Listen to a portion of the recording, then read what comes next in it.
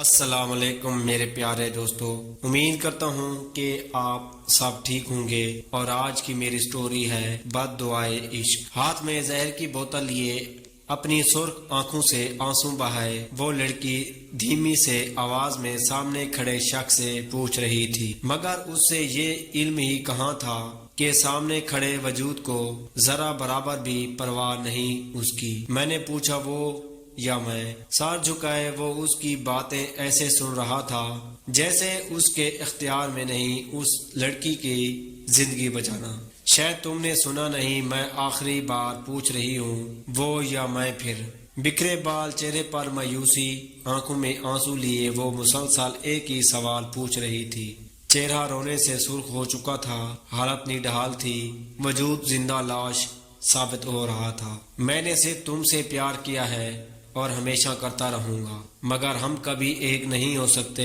کبھی بھی نہیں مانا کہ تمہیں اپنی زندگی میں جگہ نہیں دے سکتا، مگر دل میں صرف تم رہو گی۔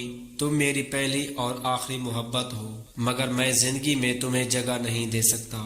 کافی دیر کے بعد اس ظالم نے کچھ بولا تھا، مگر بولا بھی ایسا کہ اس کے یہ الفاظ سامنے کھڑے بے جان وجود پر قہر بن کر ٹوٹے تھے۔ نہیں مت، ایسا کہیں ایسا نہ ہو کہ تمہیں میری آہ لگ جائے، کہیں ایسا نہ ہو جب تمہیں میری قدر پتہ چلے تو میں تمہیں کبھی مل نہ پاؤں۔ بنا کچھ کہے وہ اس کے آخری الفاظ نظر انداز کرتا پلٹ چکا تھا۔ وقت وہیں تھم گیا، وہ اسے ادھورا کر کے جا چکا تھا۔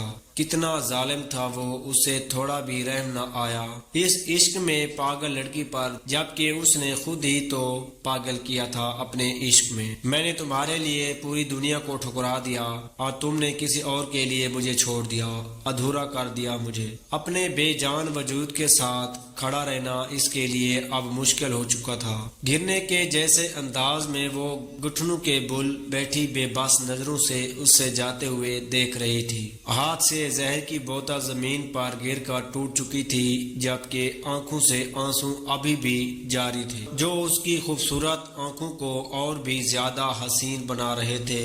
کاش وہ ظالم اس کی آنکھوں میں صرف ایک بار دیکھ لیتا تو شاید وہ اسے کبھی یوں توڑ کر نہ جاتا۔ میں نے عشق کیا تھا تم سے، مگر تم نے بدلے میں مجھے ہمیشہ صرف درد دیے۔ مگر یاد رکھنا، ایک وقت ایسا بھی آئے گا جب تمہارے پاس دنیا کی تمام آزائشیں ہوں گی، تمہارے پاس محبت کرنے والوں کی کمی نہیں ہوگی، مگر تم ترسو گے میرے لیے۔ یاد رکھنا، وہ وقت بہت جلد آئے گا جب تم مجھ سے ملنے کو آؤ گے، مگر تمہیں میری قبر بھی نہیں ملے گی۔ وہ تڑپ رہی تھی، مگر کوئی نہیں تھا جو اس کی سنتا۔ میں تم سے اتنا دور چلی جاؤں گی کہ تم کبھی مجھے ڈھونڈ نہیں پاؤ گے۔ محبت کی قدر کیا ہوتی ہے یہ تمہیں وقت بتائے گا۔ اس کی سرخ آنکھیں جو کہ اب سوج چکی تھیں، وجود ٹھنڈا پڑ چکا تھا۔ مجھے دھوکہ دے کر تم اتنی آسانی سے کسی اور کے ہو جاؤ گے، کبھی نہیں۔ میری بد دعا ہے کہ تم پل پل تڑپو، مگر تمہیں کبھی بھی سکون نصیب نہ ہو، جیسے تم نے میری زندگی ویران کی ہے۔ میری بد دعا ہے تمہاری زندگی میں بھی ویران ہو جائے، تقدیر تمہارے ساتھ وہی کھیل کھیلے جو تم نے میرے ساتھ کھیلا ہے۔ چلا تو گیا تھا وہ شخص یہ سوچ کر کہ اب کبھی واپس نہیں آئے گا، مگر اس بات سے دونوں ہی انجان تھے کہ آنے والا وقت ایک بار پھر سے ان کو ایک دوسرے کے سامنے لا کھڑا کرے گا۔ ابے او تیری ہمت کیسے ہوئی، رک ابھی بتاتی ہوں تجھے، نہ توڑ دیا منہ تیرا تو کہنا۔ وہ گہری نیند میں مسلسل بڑبڑا رہی تھی، جیسے کسی کی سچ مچ پٹائی کر رہی ہو۔ پورا کمرہ اے سی کی ٹھنڈک میں ڈوبا ہوا تھا، دیکھنے میں تو کسی لاپرواہ لڑکے کا کمرہ لگ رہا تھا۔